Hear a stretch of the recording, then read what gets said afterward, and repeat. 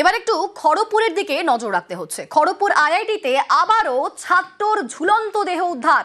RP হলে উদ্ধার ছাত্রের ঝুলন্ত দেহ। মৃত রিতম মণ্ডল, তিনি চতুর্থ বর্ষের ছাত্র। কলকাতার রিজেন্ট পার্কের বাসিন্দা রিতম। খড়গপুর আইআইটিতে আবারও ছাত্রের মৃত্যু। আমাদের সঙ্গে এই মুহূর্তে রয়েছেন প্রতিনিধি শঙ্কর। শঙ্কর, এখনো পর্যন্ত কি কি আপডেট পাওয়া যাচ্ছে? পুলিশ কি বলছে? কিভাবে সেই ছাত্রের মৃত্যু হলো? সেই ছাত্রের পরিবার, তাদের কোনো বক্তব্য পাওয়া গিয়েছে কি?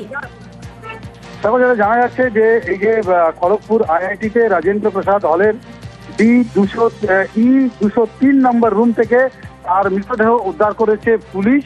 পুলিশ যেটা জানতে পেরেছে যে চতুর্থ বছরের মেকানিক্যাল ইঞ্জিনিয়ারিং ডিপার্টমেন্টের ছাত্র রিতম মণ্ডল, এবং রিতম মণ্ডল কলকাতার বাসিন্দা বলে জানা গেছে। তবে পুলিশ যেটা জানিয়েছে যে তার অভিভাবক বা তার পরিবারকে ইতিমধ্যেই খবর দেওয়া হয়েছে। তবে ঠিক কি কারণে এই আত্মহত্যা তা নিয়ে দ্বন্দ্ব রয়েছে। তার কারণ হচ্ছে যে বেশ একদিন ধরে এই আইআইটিতে যে নতুন ডিরেক্টর হচ্ছে তার উদ্যোগে বিভিন্ন হলে তিনি নিজে গিয়ে এই প্রথম কোনো ডিরেক্টর বিভিন্ন ছাত্রদের মন বুঝতে, তারা কি অবস্থায় রয়েছে, তারা কোনো ডিপ্রেশন রয়েছে কিনা, তারা যখন তদন্ত করছে বা খোঁজ খবর নিচ্ছে, সেই সময় এই ছাত্রর আত্মহত্যা তার রীতিমতো আইআইটিকে নাড়া দিয়েছে।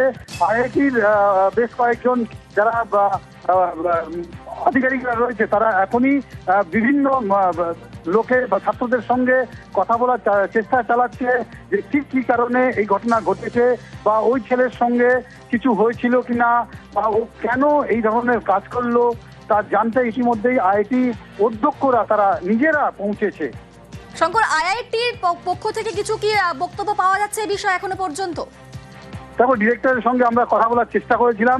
ডিরেক্টর জানিয়েছেন একটা দুঃখদ ঘটনা ঘটেছে, তারা খোঁজ খবর নিচ্ছে এবং তার পরিবারকে খবর দেওয়া হয়েছে।